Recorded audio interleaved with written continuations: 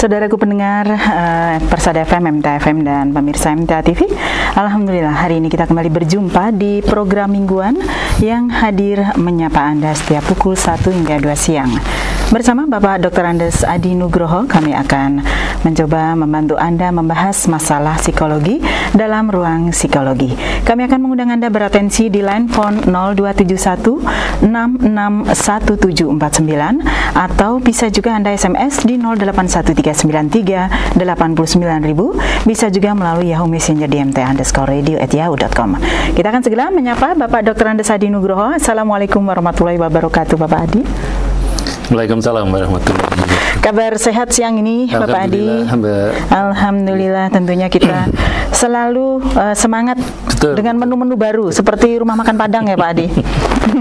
Iya. Kalau rumah Padang menunya itu saja. Tapi selalu baru, prinsipnya begitu. Kita juga menunya itu saja, tapi selalu baru dengan masalah yang baru. Baik, sebagai pengantar awal barangkali ada hal-hal yang Bapak Adi ingin sampaikan kepada para pendengar, monggo.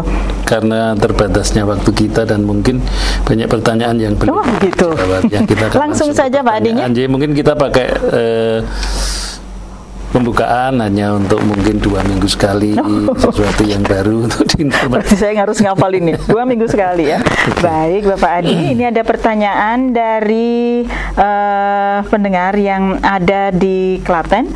Ini ada Ibu Puji yang mengalami kesulitan ya. Beliau mengatakan bahwa tidak ada kesepakatan antara ibu dan ayah mengenai peraturan dalam hal ini televisi. Ternyata ibu ingin bapak tidak nonton TV, tapi bapak malah nonton TV. Ini bagaimana mengatasinya, Pak? Betul. Sebagaimana pernah saya sampaikan di beberapa pertemuan yang lalu, ya, dalam satu keluarga itu harus selalu ada dulu pendistribusian hak dan kewajiban yang memang harus disesuaikan dengan rujukan kita, yaitu Quran dan Sunnah. Makanya kalau memang imamnya bapak yang buat rule siapa sih bosnya gitu ya. Who is the boss? Saya selalu menanyakan who is the boss. Oh, bosnya bapak gitu ya. I'm the boss gitu, saya bapak. Maka tentunya dibuat komitmen-komitmen. Ya, nah komitmen-komitmen ini tentunya pertama sharingnya adalah pada makmum kita yang tertua, dalam ini yang terdekat istri misalnya ya. Pada makmum yang tertua ini kita bilang, misalnya pengaturan televisi tadi. Oke, pengaturan televisi kita buat televisinya hanya 1 atau berapa ini? Karena ada yang rumah tangga televisinya 7. Di setiap rumah, di setiap kamar punya televisi sendiri-sendiri ya. Kalau TV-nya cuma 1, tentunya harus ada kesepakatan dulu bagaimana memfungsikan televisi ini ya. Misalnya dari jam sekian sampai sekian harus clean, harus close, harus tertutup, karena pada saat itu anak-anak belajar. Si ayah pun sebagai pembuat aturan juga harus menepati itu. Misalnya ada bola, misalnya ada itu ya harus bisa ngerem ya, harus bisa ngerem gitu ya. Kemudian yang kedua, dibuat aturan-aturan selain close jam sekian saat nonton TV, misalnya anak-anak masih kecil harus ada pendampingan, misalnya ibu yang mendampingi ya dalam nonton itu. Kemudian tentunya harus hafal channel-channel yang memang bisa ditonton pada jam-jam seperti itu, misalnya berita, misalnya ya di televisi berita, televisi acara isinya berita terus kan ada itu. Kemudian acara-acara yang menginspirasi ya orang, misalnya emosi, kesaksian, kemudian bagaimana jika aku menjadi. Ya ini sebetulnya kalau kita mau meluangkan waktu untuk mensilek, untuk memilih, tidak semua acara itu jelek. Oh, begitu. Ya tetap masih ada lah. Ya, berita kalau kita nggak ngerti sama sekali berita luar negeri maupun berita dalam negeri ya kita atau jadi politik ya, betul tidak, ya. Nah, gitu ya. Ini yang pertama, tentukan who is the boss. Who is the boss ini yang akan membuat rule, aturan-aturannya, dan tentunya ada komitmen untuk saling mentaati. Ya, gitu Ibu. Kalau tidak ada kesepakatan itu ya sulit. Alternatifnya mungkin Bapak harus mundur televisi sendiri misalnya untuk ditaruh di kamarnya. Kalau canggih pakai HP bisa loh Pak. Atau dengan HP sekarang dengan Nah, tentunya yang tidak menimbulkan keirian. Lah kayak Bapak kok boleh, saya kok enggak. Harus dimengertikan bahwa Bapak butuh informasi itu karena apa? Karena Bapak kerjanya di MTA TV misalnya, gitu ya. Misalnya. Jadi saya yakin dengan pembagian seperti itu, rule-nya seperti apa, kemudian komitmen yang dibuat harusnya disepakati terutama antara ibu dan bapak, antara suami dan istri. Kalau memang harus ada sarana lain untuk mengakomodir keinginan bapak, ya bapak harus berkorban untuk mempunyai HP yang bisa untuk TV, atau itu sekarang kan murah ya misalnya. Mungkin yang tapi Ibu tadi menanyakan apakah dengan rambu-rambu itu beliau tidak dikatakan mengatur suami Pak Adi? Maksudnya saya kan tadi bilang suami sendiri harusnya sebagai bos. Dia yang harus membuat rambu-rambu. Rambu-rambu ini yang disepakati. Nah, kalau sekarang ibunya menginginkan masukkan pak rambu-rambu ini, maka bapaknya yang mengolah. Oke, jam sekian close. Ya, kemudian baru boleh nonton tapi harus didampingi ibu. Yang boleh ditonton TV saja. Karena ada channel-channel TV itu juga canggih, ada yang bisa dikunci dengan parental lock-nya, bisa dengan password, sehingga channel-channel tertentu hanya dikendalikan oleh orang tertentu. Ya, terus itu bisa dinegosiasikan lagi. Bisa dinegosiasikan. Ibu memberikan masukan, bapak tentunya sebagai imam yang bijak bos yang bijak akan mencoba untuk mengakomodir, mencarikan solusi, dan kalau solusi itu tidak sesuai dengan kebutuhan bapak, ya bapak membuat sarana lagi sendiri buat dia sendiri. Ya, Basuki mau mobil ya kalau memang ya. Nah, begitu. Baik. Untuk selanjutnya saya berikan kesempatan untuk Anda yang bergabung di line phone 661749. Kode kota Solo adalah 0271. Assalamualaikum warahmatullahi wabarakatuh. Ruang psikologi. Halo. Halo, Assalamualaikum warahmatullahi wabarakatuh. Waalaikumsalam warahmatullahi wabarakatuh. Silakan, dengan Bapak siapa, di mana? Halo. Mohon maaf, Bapak feedback, barangkali bisa dimatikan dahulu pesawat televisi ataupun radionya. Silakan menyimak melalui telepon Anda. Sudah? Pak Yanto di Karanganyar. Halo, mohon maaf Pak Yanto, ini masih terputus-putus. Coba pertanyaannya apa Pak Yanto? Mau tanya Pak Haji. Monggo silakan ya.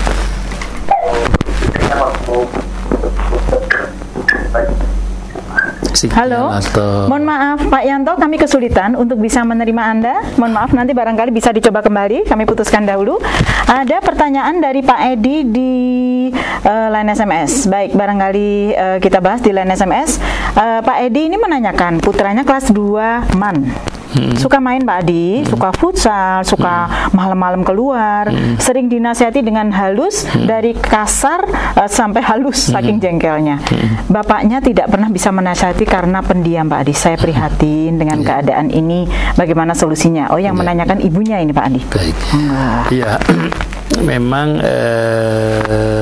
saya katakan tadi, dalam rumah tangga itu peran acting as itu penting sekali. Kalau sekarang peran imam itu dipegang oleh makmum, dalam hal ini ibu misalnya, dalam beberapa situasi tertentu acting as itu bisa saja terjadi switch peran ya, berganti peran karena bapak sedang tidak bisa melaksanakan peran tersebut. Itu kalau temporary bisa saja ya, tetapi dengan mengatasnamakan si pemilik peran misalnya, dengan mengatasnamakan nama bapak tadi. Kalau bapakmu tadi ngendika misalnya, kamu nggak boleh kalau ini. Meskipun ibu sebetulnya boleh, itu nggak perlu dikatakan seperti itu. Meskipun ibu sebetulnya boleh, ini kan kayak ada satu kontes manis ya, ada satu kontes siapa yang termanis antara ayah dan ibu gitu ya, supaya anak seneng gitu ya. Ini jangan dilakukan. Apalagi kalau kecuali itu pokoknya nggak, jan-jane nggak boleh kata jan-jane. Seharusnya satu kata ya Pak Adi. Ya satu kata. Bapak nggak boleh sudah. Ibu aku gini ya, nanti tak atur ke bapak sering, agaknya kamu nggak berangkat dulu lah. Ini adalah satu komitmen yang saling bisa memenuhi misalnya ya.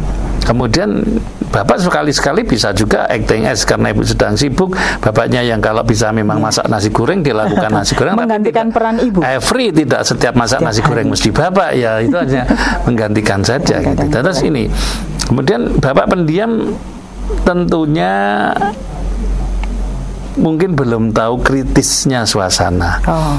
Bapak mungkin pertimbangan sendiri, futsal juga bagus bagi anak tersebut. Kemudian si anak sendiri sudah diskus sama bapaknya, saya keluar malam biasanya aktivitasnya kelompok dan sebagainya. Saya kurang ngerti. Yang mungkin bapak punya pertimbangan sendiri itu yang sebagai bos tentunya ya ibu mesti ngerti. Pak, mbok anaknya dikandani misalnya. Hurung wong wing yang ngono kok ndak dikandani, itu kan belum apa-apa. Futsal dengan teman-temannya saya tahu, teman-teman semua. Keluar malam juga dengan kelompok ngajinya saya tahu kelompok ngajinya lah. Misalnya si bapak sudah tahu ya, sehingga kekhawatiran ibu yang terlalu khawatir sebetulnya nggak perlu terjadi gitu. Itu bukan saya membela bapak, tapi mungkin perlu dikomunikasikan lagi dengan bapak. Kenapa sih Pak kok diam saja? Pertimbanganipun menopo? Bapak sebagai bos melihat salah satu karyawannya menyimpang, belum ada di rumah jam sekian, kemudian harusnya belajar nih futsal. Ternyata mungkin dari prestasi akademiknya dia juga bagus, jadi bapak belum melihat sesuatu yang memang perlu dia cawe-cawe. Ibu yang biasanya memang saya tidak menyalahkan, ibu itu memang lebih cerewet, lebih detail, lebih hingga kadang-kadang anak itu kalau dimarahi ibu itu cenderung A sampai Z, baru A sedikit saja dia sudah ngapal sampai Z-nya, dia udah lari gitu ya. Kemudian juga bersifat negativisme, diminta untuk wis ora sangene mbok sinau malah blek tidur. Saya akan menyengaja untuk memancing suasana jarak. Jarak gitu ya. Biar ibunya lebih emosional, atau saya pengen ngomong wis lah Bu, aku wis ngerti, aku wis gede, jangan perlakukan saya seperti adik saya misalnya, seperti itu ya. Tapi janjane nek kowe wis gede kenapa belum muncul tanggung jawabnya misalnya, begitulah. Untuk itu ibu harus lebih detail lagi. Kamu itu boleh futsal, boleh main yang mbok ono rasa tanggung jawab. Kowe sesuk ki pagi harus nganter adik, sering nggak bisa bangun pagi ya gitu. Ini adalah satu alokasi yang tidak dibolehkan, bukan keluar malamnya, karena ngerti keluar malamnya juga enggak untuk hal-hal yang mubadir gitu ya. Tapi mbok ojo keseringan aturan, karena bapak ibu masih butuh kamu, paginya harus nganter anak misalnya. Ya, atau kamu selalu subuhan telat di masjid, mbok kamu punya rasa tanggung jawab. Tidak seperti itu gitu ya. Kalau memang kamu konsekuen pulang malam asal paginya tidak ada masalah, oke lah. Dan nilai gitu tidak turun, berarti ada rambu-rambu pembatasnya. Ada apa sih sebetulnya kehendak ibu, bukan kok letterlek nggak boleh keluar malamnya, tapi harus ada alasannya. Alasan saya nggak keluar malam itu karena ada embel-embel ini loh. Nah ini tidak terjadi, it's okay gitu ya. Nah ini, dan ini dikomunikasikan dengan bapak. Mungkin bapak sudah punya rambu-rambunya sendiri yang perlu diketahui oleh ibu juga gitu ya. Makanya saya selalu bilang kalau masalah rule, masalah peraturan itu harus terbuka, kemudian komitmennya harus jelas, dan siapa yang menaati komitmen itu juga harus jelas. Jadi, kalau sudah berarti itu kembalinya ke sana tadi, rujukannya Quran hadis, dibuat aturannya sesuai Quran hadis, kemudian saling komitmen terhadap aturan itu. Tinggal dibalik, kena ada yang menyimpang, komitmen kita apa? Kamu nggak keluar malam setelah jam 8, kecuali detailnya ada klosur-klosurnya. Ngaji kelompok iki ya. Main dengan anak-anak kuliah karena harus belajar bersama lah, ini boleh. Maksudnya ada itu sebenarnya kalau rumah tangga itu sebetulnya tidak jauh-jauh dari proses negosiasi ya Pak Adi. Betul, sama karena itu menyangkut interaksi. Kalau sudah menyangkut interaksi, menyangkut komunikasi, interaksi berarti ada negosiasi, ada tawar-menawar, ya ada demokrasi yang berlangsung di situ. Tapi juga ada otorisasi. Nah, itu ya yang mempunyai otorisasi siapa, yang punya kekuatan penuh mutlak, siapa ya untuk memveto, untuk melarang sepenuhnya. Prerogatif ayah mungkin. Itu yang saya kadang-kadang kalau itu nggak dibuat, memang kadang-kadang sulit ya. Akan karena itu memang tidak tertulis ya. Itu tidak tertulis. Itu komitmen relatif tiap rumah tangga berbeda. Kedewasaan nanti yang akan membuat komitmen-komitmen itu berjalan dengan baik. Ini kalangan rumah tangga manapun butuh ya Pak Adi ya. itu tidak kok mereka yang sosial ekonominya tinggi, mereka yang well educated itu enggak. Semua. Ya, seluruh rumah tangga perlu aturan. Nah, ini dia. Ya. Aturan itu yang paling baik ya tentunya aturan yang diatur oleh agama itu sudah sebaik-baiknya. Tidak aturan. Boleh ditawar lagi ya. Syukur nanti ada reward, ada punishment ya Pak Adi. Oke. Baik, saya terima kembali barangkali yang sudah bergabung di line phone. Assalamualaikum warahmatullahi wabarakatuh. Waalaikumsalam warahmatullahi wabarakatuh. Ye, dengan Bapak siapa? Pak Anto, tadi enggak? Oh, iya, silakan dengan Pak Adi, Pak Anto. Baik, Pak Adi. Monggo. Kejadiannya kan waktu hari Jumat, waktu Gunung Kelut itu meletus. Kan umur 7 tahun. Anak ya ini? Anak-anak saya. Iya. Setelah kejadian itu kan pagi kan Gunung Kelut itu kan terus, kemudian agak siang kan hujan. Hujan itu kan karena tangannya itu mungkin ke penuhan pasir. Itu masuk ke rumah. Dan saya itu kayak histeris gitu. Saya ketakutan. Kemudian kan setelah kejadian itu kan saya sering nonton berita ya, masih hari Jumat itu. Ketika saya nonton berita itu, dia itu kayak ketakutan belum ganti masalah bencana itu. Setelah itu tuh sejak ada mau hujan, kemudian mendung itu kayak ada trauma khawatir gitu loh. Iya. Nah itu yang pertama masih nangis gitu. Juga waktu mau berangkat sekolah karena itu sudah beberapa hari itu takut sekali dari kejadian itu si anak itu mungkin kayak ada pedulinya gitu. Ketika mau hujan itu terus barang-barangnya ada di luar itu dimatikan, entah itu cuci, entah itu apa, kemudian ada pintu yang belum ditutup itu keburu-buru ditutup. Iya. Ya, yang seperti itu kejadian itu yang di anak-anak saya itu apakah yang dinamakan trauma seperti itu. Kemudian bagaimana kami sebagai orang tua itu harus bersikap. Kadang tidak hanya atau ibunya itu mosok, juga saya takut. Juga itu apa itu semakin membuat takut dia atau kita itu bagaimana caranya. Dan mungkin biasanya itu hujan-hujanan itu apa dulu kejadiannya kejadian itu ada takutnya gitu. Baik. Terima kasih Pak. Ya, waalaikumsalam warahmatullahi wabarakatuh. Anak trauma karena kasus meletusnya Gunung Kelut. Sesuatu yang sangat memungkinkan terjadi trauma karena mungkin waktu itu air keluar masuk ke rumah semua, kemudian jebol mungkin ya berat ya Pak. Sebelumnya itu juga ada cerita-cerita tentang Gunung Kelut, mungkin dia dengerin secara diam-diam ya. Biasanya didramatisir sedemikian rupa oleh kakaknya, oleh ibunya dan sebagainya, anggota keluarga yang lain, sehingga dia punya satu persepsi sendiri tentang kejadian yang menimpa rumahnya pada saat itu sebagai satu trigger, sebagai pelatuknya. Ya, nah ini ada sikap positif tadi yang perlu dipercermati adalah dia menjadi sangat care terhadap barang-barangnya yang di luar, baik itu mainan, baik itu cucian dan sebagainya tadi. Ini yang dipakai untuk poin supporter. Jadi pada saat mendung malah diinstruksikan, iki mendung loh dek, coba dek cuciannya ibu dibantu, ya kemudian mainan harus diresi apa urung, sendirian udah ditutupin atau belum, coba lihat dapur belakang lah. Ini adalah satu supporter bahwa apa yang dia lakukan sudah benar. Jangan kemudian di reject, warung mendung jangan ditakut-takutin ya Pak Adi.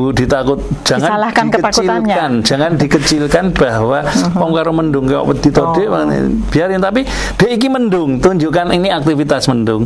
Coba bantu ibu. Nah, tadi karena dia care-nya ini yang dipakai untuk poin masuk. Ternyata setelah itu kamu ngeluarin kan enggak masalah, so ambil cucian juga enggak apa-apa. Nutup pintu tadi juga berani. Coba Adik sekarang nutup pintu yang sana itu ya. Nah, itu berani kan, enggak apa-apa toh. Nah, malah sekarang bisa bantu ibu, seneng ibu lah. Ini adalah satu support untuk sekarang ini mendobrak ketakutannya dengan fakta bahwa yang dia lakukan dengan senang hati tadi ternyata juga dalam situasi yang sama mendung, dan ternyata dia bisa melakukannya dengan baik, gitu ya. Itu pertama. Yang kemudian yang kedua, di tingkatan aktivitasnya tentunya ayah jadi anak kecil kembali. Ayah hujan-hujan anaknya diajak di teras rumah dulu, ya, dibarengi dengan aktivitas mainan-mainan yang bersifat air lah, bersifat air, ya. Kemudian mungkin ke waterboom, mungkin ke dalam suasana yang agak similar, misalnya tidak mesti harus hujan tapi mendekati ke arah sana, ya. Nah, sehingga kadang-kadang pada saat mulai hujan ini dia sudah aktif dan sangat asik dengan permainan waterboomnya, sehingga lupa. Kemudian gini ya rapopo toh lo ini, kamu kan juga bisa menikmati, ya. Ini pelan-pelan dan butuh waktu ini, Pak. Pelan-pelan dan butuh waktu. Dan perlakukan dia sebagai anak yang tidak bermasalah. Jangan setiap mendung ribut terus kemudian semua jadi perhatian ke dia. Ya. Mending kalau ribut, mending panik ini, gitu ya. Tapi malah, yuk coba bantu ibu yuk, temenin keluar rumah, temenin gini. Ibu lagi mau beli sesuatu ke warung sebelah, yuk ikut yuk, ibu ditemenin ya. Nah, dia merasa dibutuhkan, dia merasa lebih memprotek ibunya. Ya, ini yang dibangkitkan. Ya, care, membantu ibunya, memprotek ibunya, ini yang dibangkitkan untuk tidak merasa bahwa itu sesuatu yang menakutkan. Pelan-pelan nanti proses itu. Ya, oke. Baik, gini. Ada Pak Amin di Magetan, Pak Adi. Maaf Pak Adi Nugroho, pertanyaan saya menyimpang dari tema. Boleh, Nje? Ya, boleh. Ya. Kalau saya tidak punya komputer, tidak punya laptop, bagaimana saya bisa menyaksikan MTA TV? Monggo. Rawuh ke sini, Pak. Rawuh ke sini di TV di depan itu bisa dilihat. Langsung, ya? Dan Mbak Lia. Ada Pak Adi. Itu, ya. Tentunya di HP juga bisa, kalau HP-nya Android. Sekarang HP Android itu beberapa merek juga sudah sangat pokoknya ada internetnya, ya, asal bisa connect internetnya. Kemudian saya kira semua Mbak LCD-nya semua sudah mulai lebar, selain lebar juga bisa menangkap gambar yang juga moving. Ada. Jadi nanti Pak Adi muncul dalam bentuk miniatur. Kecil-kecil banget gitu ya. Nanti saya bersyukur kalau Suryo Kondo kalau Mrisani.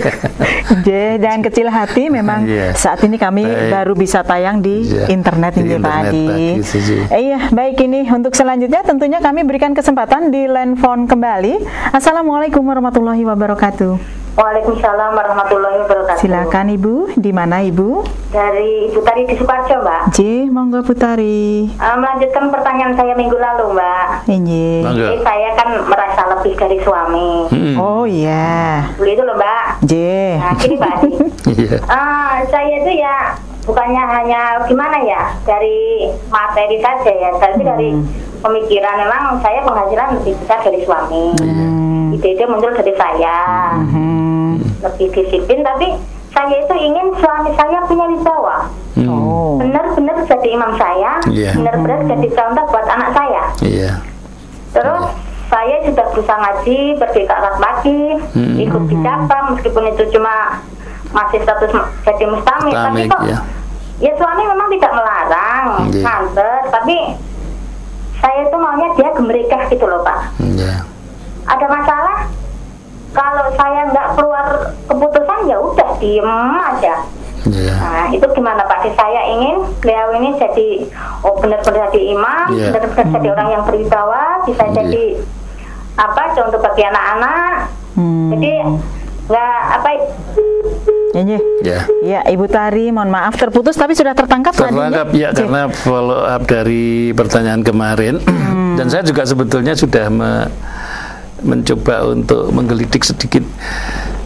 Kalau jujur itu, hal itu memuaskan atau enggak gitu ya. Karena kadang-kadang wanita itu ya pengennya dipimpin, pengennya gini, apa-apa putuske dhewe atau kena dikon izin we mo gitu. Tapi izin bapak saya kok beda mento lah gitu ya. Nah, kadang-kadang laki-laki yang pragmatis cenderung menghindari konflik terus kemudian cenderung diem. Jadi ini pertanyaan saya yang sejujurnya. Ini pertanyaan saya jujur sekali. Sebetulnya sekian tahun penjenengan acting as imam itu memuaskan enggak? Karena ingat loh ya, yang namanya power, yang namanya kekuasaan itu kadang-kadang membius. Begitu juga di rumah tangga. Panjenengan merasa punya power, panjenengan merasa bisa membuat abang birunya rumah tangga. Itu juga ada satu pride, kebanggaan, ada suatu apa ya, dari nada intonasi bicara saja sudah kelihatan ya. Tegas, kemudian cantas, kemudian terengginas, yang nas-nas, tidak ganas maksudnya ya. Itu yang nas-nas. Kelebihan ya pokoknya ini sudah, saya yakin ini terus kondisi sudah lama sekali. Jadi yang namanya acting S-nya sudah kebablasan gitu ya. Kemudian ambil alih, kemudian suami juga merasa bahwa no problemo gitu ya. Silahkan diambil semua, juga saja nek perlu aku tombok gitu ya. Ini semuanya jalan kan gitu ya. Jalan, toyo dedetmu dhewe lah, menjadi sangat apatis gitu ya. Kemarin kan saya matur, panjenengan rela nggak menyerahkan kembali itu ya? Kalau sudah rela menyerahkan kembali, panjenengan rela nggak nanti nomboi? Maksud saya nomboi begini. Kadang-kadang kita merajak ke bojo itu kadang-kadang sing duit kita, tapi seakan-akan yang acting suaminya. Bisa ngerti maksudnya? Bisa. Ya. Jadi Bu, kita ini misalnya ibunya rawuh gitu ya. Terus nyawasi ibu. Ini ada titipan dari Mas Bodong ini coba ya gitu ya. Wah, kok bojomu kok dengaran beda saiki. Biasanya kowe kok saiki ya kowe sik ngelongke duite. Mbok dikelongke dhewe dereng Bu, pelan-pelan ini iki wis kersa nyawasi ibu. Misalnya lah, padahal ya duit panjenengan. Lah, ikhlas nggak ada tombok seperti itu ya. Itu bisa ke ibu atau bisa kemana saja, ke Pak RT kemudian ya. Nah ini dalam rangka mengangkat peran suami tadi ya? Iya, supaya orang-orang kemudian keluarga besar wibawa suami dibangkitkan. Nah, timbul wibawa suami. Oh, kayak gitu beda kayak ora meng tengah-tengah. Rotok wah-wah. Ini tadi ya masuk sing nganu ya itu disondingkan. Maksud saya disondingkan ini dibicarakan dengan suara keras. Panjenengan sing mutus ki menika lha ya idenya Mas kok yang jalan. Lah, gitu terus. Dipojokkan, disindir ning halus ya. Ini disindirkan tapi tujuannya baik ya, bahwa merajaki bojo, bahwa membuat suami Anda berwibawa. Itu antara lain ya itu ikhlas nggak Anda mengakoke apa membakukan, mengukuhkan hati, mengukuhkan bahwa itu semua ide suami Anda. Ini keputusan nek bapak mboten nggih keputusan ngeten nggih mboten mlaku. Lah ning disondingkan ning suami-suami kok bojoku saiki kok beda mentong ngene-ngene. Wong kowe no, jane aku pengennya bapak saya mutus genong pun kan mutus ngoten. Sesuk bapak nggih ngoten niku lah. Mulai didelegasikan, diuncalke ning diuncalke maksa gitu. Akuisisi ini ya, kekuasaan. Pak iki lho, Pak ngene. Terus misalnya bapak wis kowe wae to ngene. Ndak, bapak.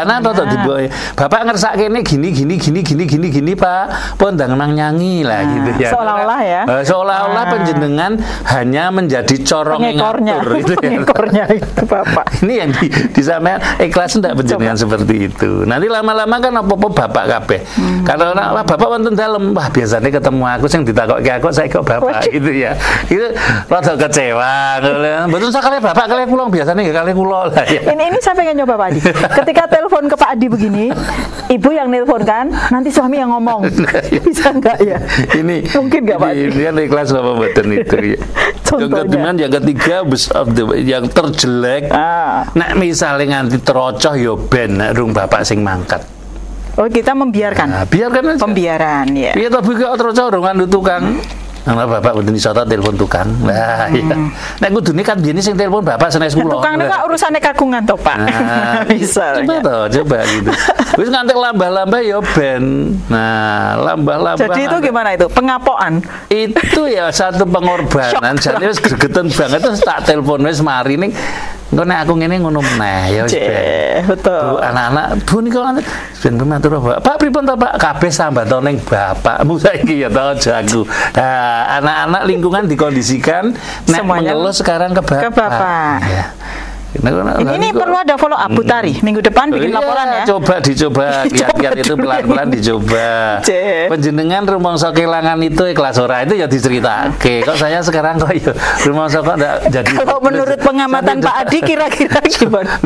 Kalau lihat karakter penjenengan juga enggak ikhlas gitu. Jadi saya enggak nuduh ya. Dia juga enggak ikhlas nanti tuh. Aku kok dadi ra matine rumah tangga iki. Apa-apa bapak, masane aku ra iso apa. Nah, ternyata memang ya aku lah, Jen jane pinter aku loh, itu kan gitu ya. Balik lagi. Kata begitu Bu Tari ya. Betul-betul dijawab dengan jujur nanti. Kemudian coba laksanakan dengan jujur betul gitu ya. Saya tunggu perkembangannya minggu depan. Minggu depan kan sudah jadi pasien 2 minggu Pak Di. Lanjut minggu ketiga.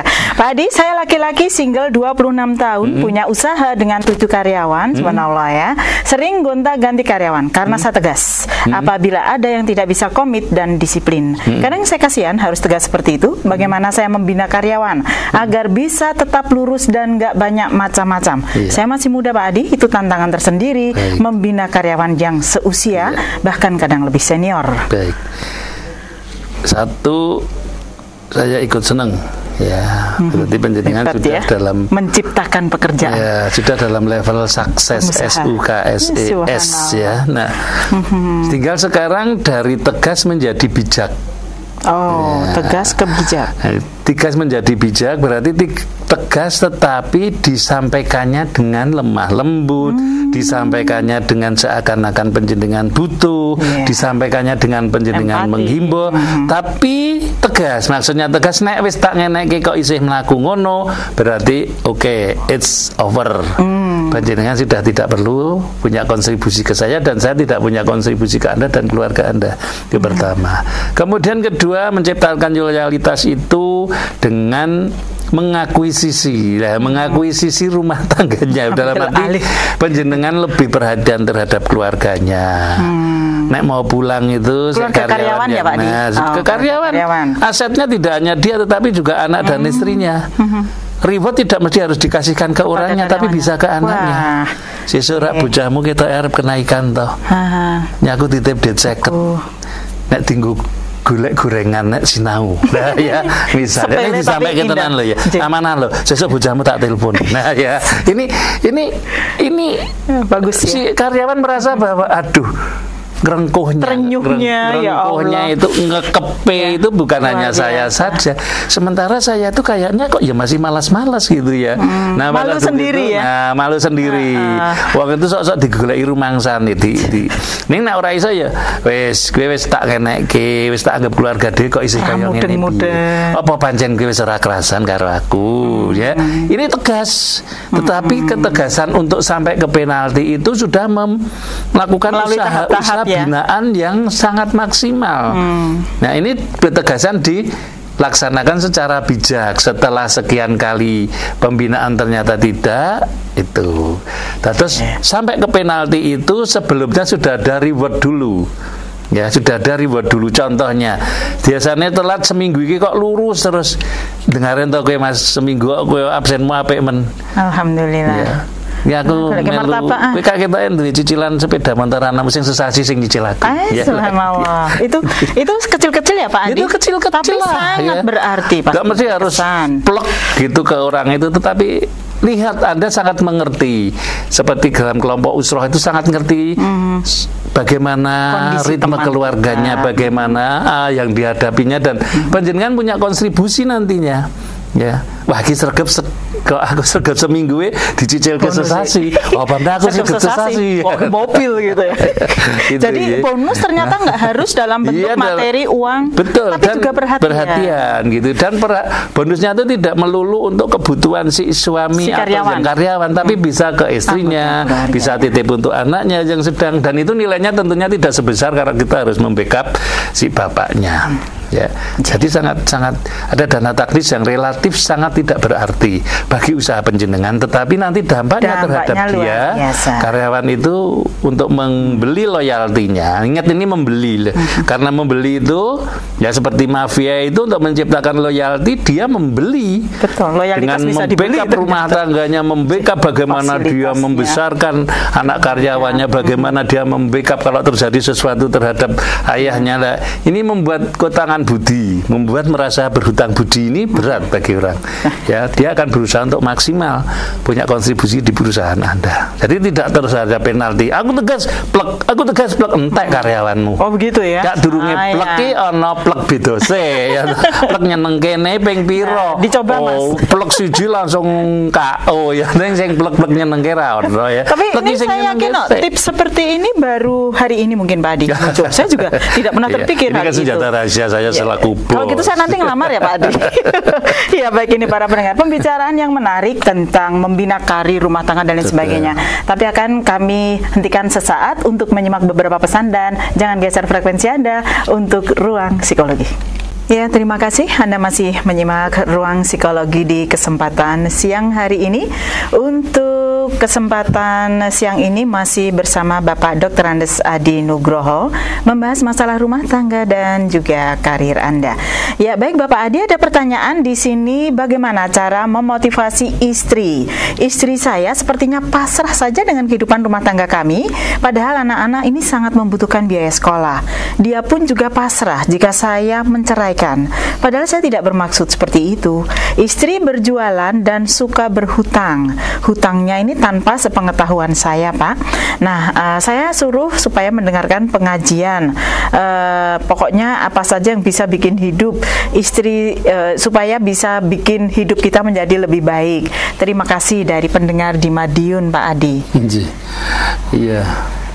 Ini suami cari tenaga kerja bukan?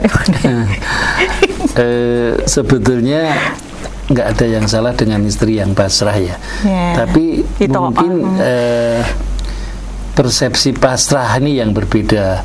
Sebetulnya yang namanya pasrah itu kan betul-betul satu level di mana sudah usaha optimal, kemudian sudah dilakukan semua alternatif, kemudian hasilnya lillahi ta'ala lah, ini yang dimaksud pasrah. Persepsi terhadap pasrah yang benar-benar kok orang ngeropopo kok wis ini bukan pasrah tapi ngelokro ya. Beda ya? Beda ya. Kalau ngelokro ini angger ada masalah orang mau usaha, orang apapun yang susah langsung peledos gitu ya. Nah, terus masuk angin, terus ya itu ngelokro, gak ada semangat ya. Apalagi kok cari alternatif, disuruh saja untuk jalan sudah nggak mau gitu ya. Nah ini ngelokro. Nah kalau sudah istri Anda tadi melihat konteks masalah yang penjenengan sampaikan bukan pasrah tetapi ngelokro. Nah ngelokro misalnya dicerai juga itu yang ngelokro. Nggak mungkin ada seorang wanita kok yang pasrah dicerai tanpa harus. Saya akan bertanya ya, ada apa? Ya mesti. Tapi mungkin dia sudah ngelokro gitulah. Ini mesti ada triggernya.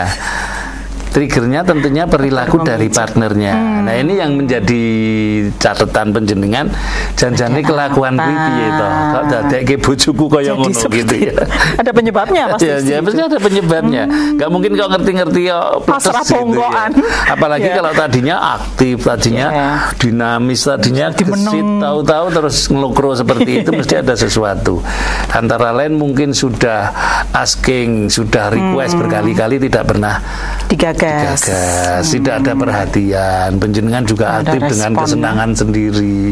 Otomatis kelihatannya suami istri tetapi tidak ada interaksi, komunikasinya searah, penjenengan perintah tok. Tapi kalau istri menyampaikan sesuatu tidak penjenengan dengarkan. Bukan saya pembela ibu-ibu, bukan. Ini kan baru satu sisi ya, satu sisi. Tapi kalau memang benar ngelokro seperti itu, bagaimana memotivasinya? Kita kembalikan sebenarnya hadis yang Nabi bersabda, ya toh. Abdi itu ngendika, wanita itu seperti tulang rusuk yang bengkok. Nek mbok ida nyek bedes tegel. Tapi elus-elusen ya toh, sing anget. Ya maksudnya di sini itu dihangatkan dengan kasih sayang sehingga keluarga yang sakinah mawaddah itu betul-betul tercapai. sehingga rahmah betul gitu ya. Kasih sayang bisa ada di situ lah. Ini yang menjadi pertanyaan saya. Nah, dengan jujur sebetulnya panjenengan saya seneng ra karo bojone. Bojone ditakoni sing seneng ra karo jenengan. Lah nek ora padha senenge ya berarti keluarganya tidak tujuannya gitu. Nah, tujuannya tidak tercapai. Ini landasan dasarnya tadi sudah nggak ada lagi kok gitu ya. Jadi tidak kok sesederhana itu kelihatannya pasrah apa-apa wis monggo apa-apa wis monggo. Lah ngopo to kok ngerti-ngerti maune yo ngono kok dadi ngene gitu ya. Gitu ya. Maune monggo-monggo panjenengan seneng wah bojo nyanyo gitu ya. Lah mungkin hutang segala ini ya diteliti. Mungkin kebutuhan yang tidak cukup harus diatasi istri Anda ini banyak ya. Dengan income yang panjenengan terima jauh gitu, dan jauh ini juga tuntutan panjenengan misalnya lo ya ngersake dahar ngersake itu menuntut menginginkan makan harus ada 5 sehat 4 sempurna 4 sehat 5 sempurna menu seimbang harus ada sayur daging telur komplit. Susu ya toh lakitan susu kuda liar yang diselentak susu kambing ini harus ada sementara ngeleboke duit ning 10.000 sedina gitu lah. Ordernya 100.000. Aduh. Si istri mencoba janjane ora bakat dodolan ning saking tresnane mbek panjenengan ya tak coba-coba dodolan ning angger dodolan hasilnya ming dienggo mangan. Enggak ketok jadinya. Nah, modalin utang meneh. Aku tak njupuk meneh. Lah lama-lama ya numpuk gitu lah. Lah kenapa dia tidak tanya lagi kok saya kok malah nebak-nebak.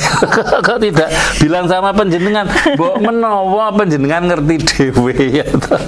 Ini memang di sini tuh mengasah kepekaan hati yuk siapa pernah menanyakan dodolan apa to jeng? Payumu pire carane dodol piye kok ngerti-ngerti ana utang ya. Nah, gitulah terus pundi yang paitane modale ming 20.000 sedina sayur mayur, payune selawe. Panjenengan maringi saya 10 kebutuhane 50 sedina misalnya. Ini aja masih tombok ya itu tadi tak modal sak bathi sak modalnya tak bumangan. Ya panjenengan ora tahu wong ngerti bojo dodolan ngelungi nggo modal ya ora ngerti matakan. Lho kowe nyolong iki modale lah. Masih mending itu berarti tanya Pak. Ini negatif terus. Ya kesel. Nah ini coba panjenengan rodok cooling down dulu. Kemudian dicoba berkomunikasi dengan istri. Kok dadak dodolan ora izin aku ki ngesing mbok kersake apa? Apa duit saka aku kurang? Nek kurang ki ya mbok ngomong gitu. Nek kowe ngomong ya wis ra ono liyane lah padha wae.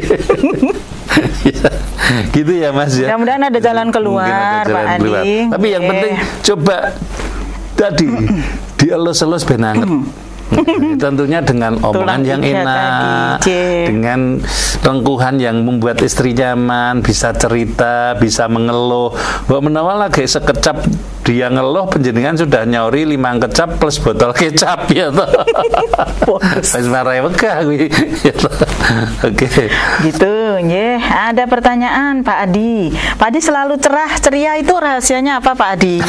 Kalau konsultan nangis-nangis lah ya. Buatan ya karena saya ngisi radio. Gitu. Kalau enggak TV ya itu saya harus tampil ceria. Tapi kalau mendengar lihat di belakang saya, waduh, saya nggak tega lihat.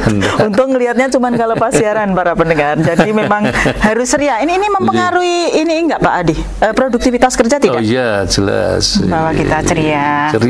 Kemudian bisa merasa bermanfaat bukan orang lain. Sebaik-baiknya orang itu kalau berguna bagi orang yang lain. Itu kita dapatkan di sini. Saya mendapatkannya di sini.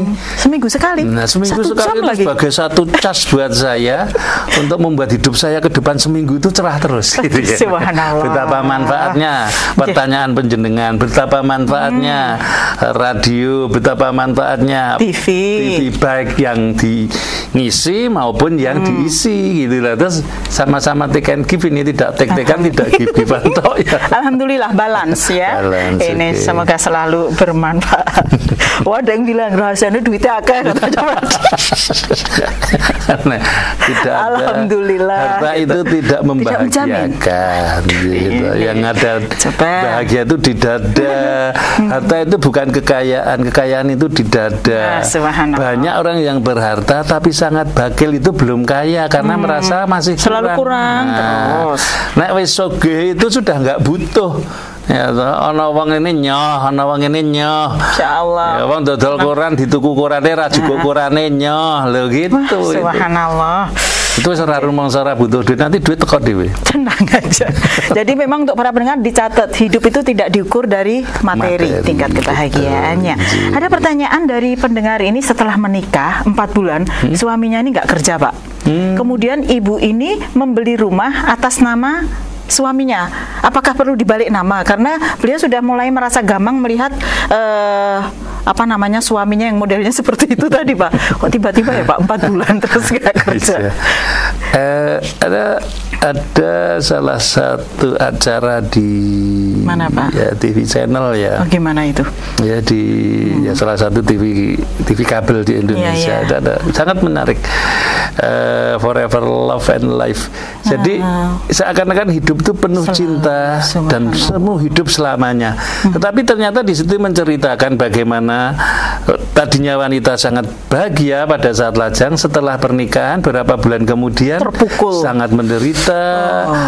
Dia dikeruk dan dibunuh hanya diharapkan asuransinya, antara lain. Saya tidak memberikan contoh bahwa ini tadi terus kasusnya sama dengan ini, bukan ya, ini. Contoh terus meden-medeni terus langsung balik nama. Nah, ini sebuah langsung mulai Forever Love and Life. Forever Love and Life ya. Itu menarik sekali. Jadi bagaimana perempuan-perempuan menjadi korban dan juga laki-laki menjadi korban suatu perkawinan yang niatnya tidak untuk sakinah mawaddah warahmah. Nah ini ya, terus tidak akan mungkin tercapai ke sana karena si wanita pengen ngereti duitnya atau si laki-laki pengen untuk warisannya lah ini. Tapi ini saya tidak terus identik dengan nasib penjenengan, bukan. Ada indikasi ke sana ya. Karena ini baru 4 bulan terus suami tidak bekerja. Ini 4 bulan pertama. Kemudian setelah lahir anak ini jadi kasar pada anak, kekerasan pada rumah tangga. Jadi ya sudah cukup lama juga. Kalau memang itu yang memang diceritakan ini benar semua, ya perlu dievaluasi ulang ya tentang gono gini dan sebagainya ya. Kalau memang ini hasil penjenengan, sebetulnya istri itu tidak berkewajiban kalau dalam Islam ya menafkahi keluarga gitu ya. Terus penjenengan itu sebetulnya hanya penyemangat, penggembira dan gue tombok-tombok tok gitu ya. Gue tombok-tombok itu omah gimana? Pecah banget.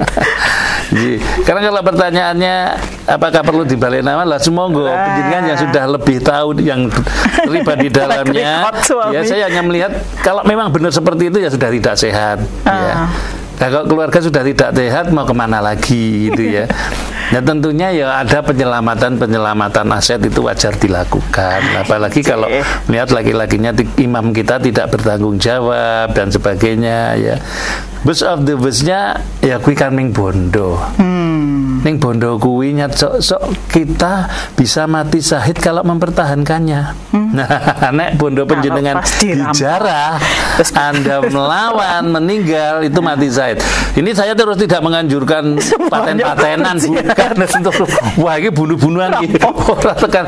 Maksud saya ini hadis-hadis ini hanya untuk memperkuat penjenengan. Memotivasi para pendengar ya. Kalau langkah seperti itu bisa diambil gitu ya, untuk penyelamatan harta aset. Kalau memang itu punya penjenengan sendiri, lah ngapa ndak atas nama suami? Wah, iya kayak sayang dulu ya. Wah, nah sayangin biar aja bondoku bondomu ya, bondomu dewe. Apik banget iki. Bojo sing apik banget ini. Iya ini Pak Adi, menarik sekali, tapi memang karena kita memiliki waktu yang sangat terbatas, berarti harus dilanjut minggu depannya Pak Adi. Baik, ini terima kasih Pak Adi untuk waktunya. Selamat melanjutkan aktivitas kembali. Assalamualaikum warahmatullahi wabarakatuh. Baik saudaraku pendengar, pemirsa MTA FM, juga untuk Anda yang sedang menyimak di Persada FM maupun MTA FM, kami segera mohon diri untuk program Ruang Psikologi di kesempatan siang hari ini. Semoga bermanfaat dan saya Aulia Idris beserta segenap kru yang bertugas mohon diri. Assalamualaikum warahmatullahi wabarakatuh.